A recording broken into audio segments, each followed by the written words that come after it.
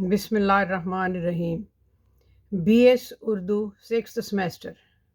علی عباس حسینی کا لکھا ہوا افسانہ نور و نار، اس کے بارے میں آج بات ہوگی۔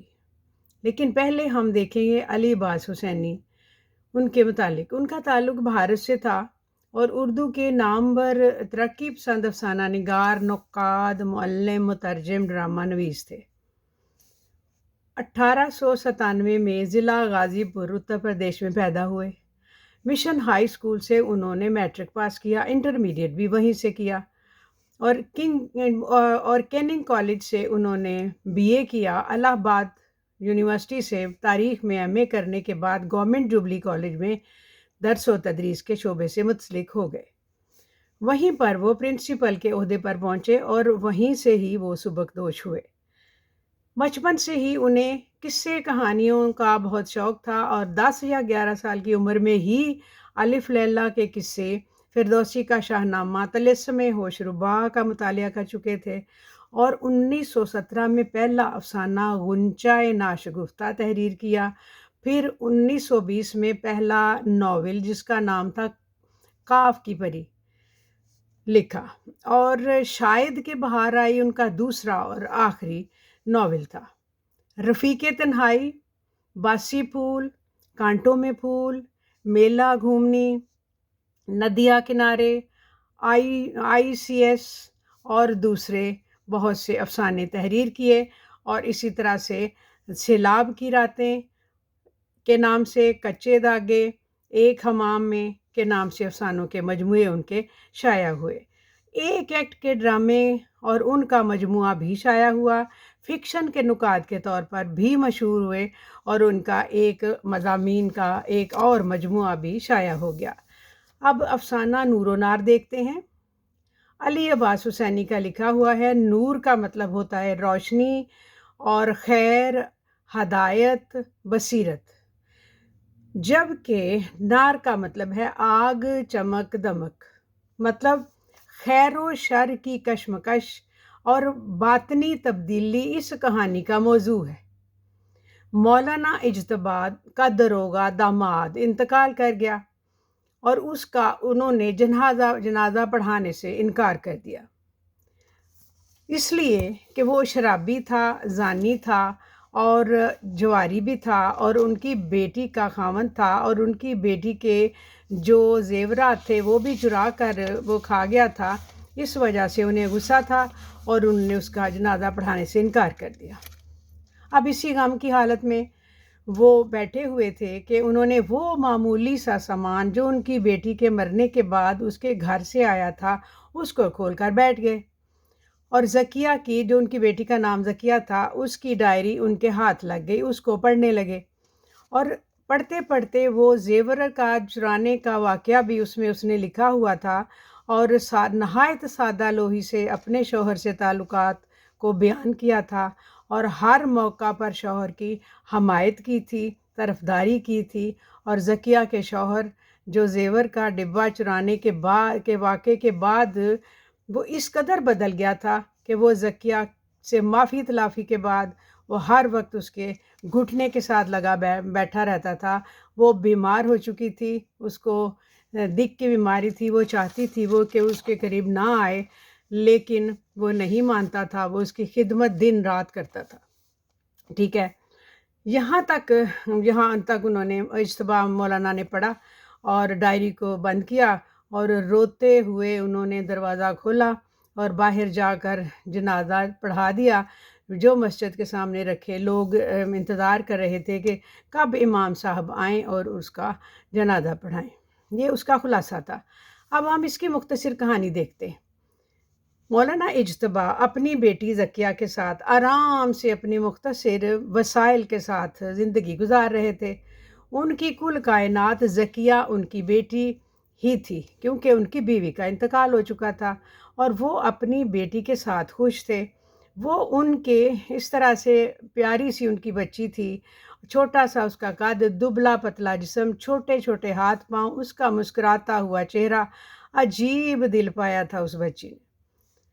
نہ کھانے کا فکر، نہ پہننے کا ہوش، کسی بات میں اسے فکر نہیں تھی، ہر حال میں خوش تھی۔ तरकारी गोश्त पकी है तब खुश, नहीं है तो चटनी से रोटी खा ली। और अगर घर में मुलाजमा है तो उसकी मदद कर दी, नहीं तो खुद सारा काम कर लिया। और वालिद साहब के सामने दस्तरखान बिछा कर इस तरह से उसके ऊपर अंदाज से उनको खाना खिलाया, खुद भी खाया कि जैसे दाल रोटी नहीं, कोई बहुत बड़ी अनवाع अक़साम के जो खाने हैं इसके ऊपर चुने हुए हैं। मौलाना के लिए हर निवाला लजीज था। वो खुश होकर कहते, ज़किया तू वाकई यकीनी तौर पर जन्नत की हूर है।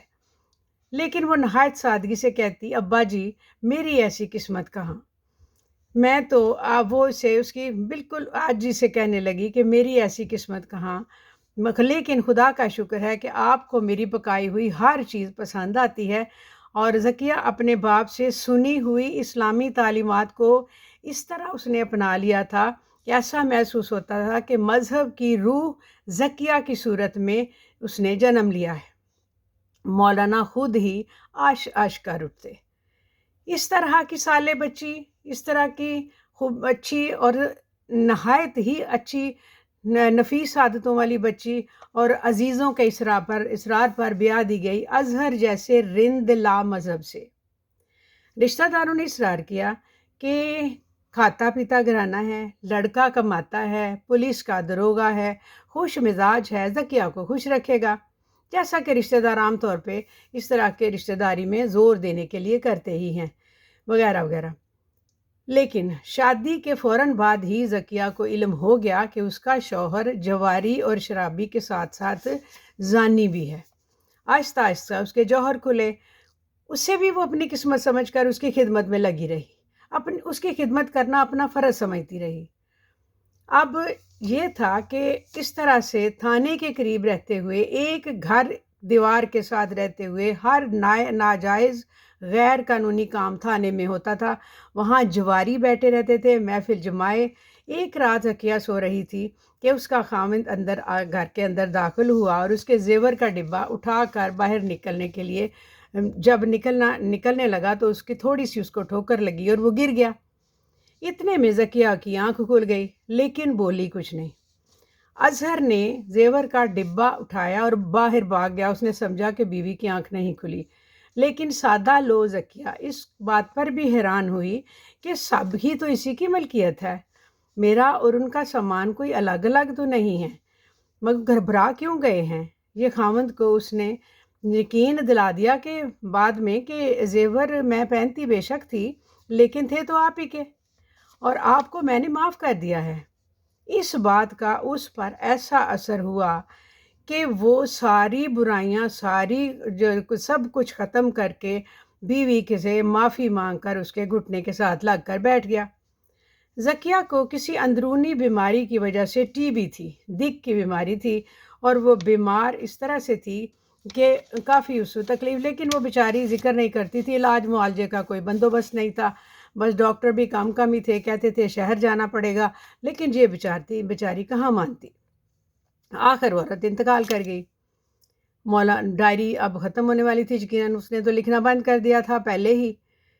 मौलाना ने जहाँ तक पढ़ा, उन्हें महसूस हुआ कि ज़किया कह रही है, अब्बा जान सामने खड़ी कह रही है, अब्बा जान मैं मुलाकात की भूखी, मेरी मुलाकात की भूखी रूह अपने हमदम को अपने पास बुला रही है। हम जुदाई का ज़ख्म किसी नासूर में बदलना नहीं चाहते थे, हमारी जन्नत एक दूसरे के साथ रहने में ही है। जैसे मेरे लिए वो एक अच्छा था, एक अच्छा मैं उसको समझती थी, तो आप बुरा समझने वाले कौन होते हैं?